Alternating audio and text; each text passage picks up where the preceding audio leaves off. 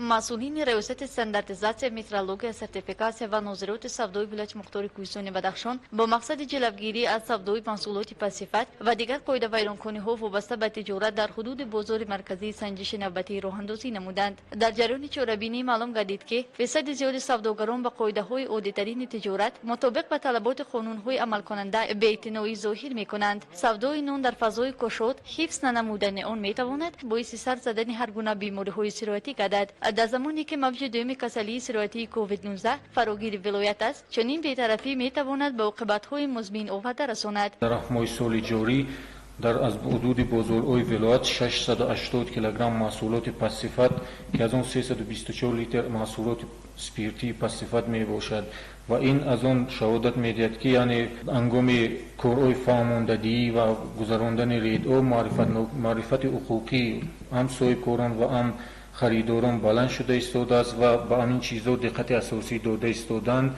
اما متاسفانه هستند قاعده‌های عادی‌ترین سودایی که برخی از صاحبکاران که 10 بار قریب تاکید میشوند کارهای فرماندهی برایشان گذرانده میشوند، متاسفانه قاعده‌های سودای عادی‌ترین را رعایت نمی‌کنند. این از قبیل نچسباندن نرخنامه به محصولات، نپوشیدن لباس کاری یگانه در جای کار باید که فروشندگان لباس داشته باشند که باید از خریداران فرق کرده شوند و داشتن یعنی بیجیک نام خود در امون فراتوک. کارمندان با فروشندگان بازار صحبت‌های آزاد دایر نموده بار دیگر دقت آنها را برای قاعده‌های سانیتری گیگینی، پوشیدن لباس مخصوص هنگام سودا، منظور نمودن نرخنامه محصولات جلب نمودند. بعضی سوداگران هنگام برگزاری سنجش از صحبت با نمایندگان ریاست استانداردیزاسیا خودداری می‌کردند. هستند صاحبکارانی که تاکید شدگی‌اند کارهای فرماندهی برایشان گزارنده شدند. این صاحبکاران از قبیلی که برای مثال در نزد بازار مرکزی به فروش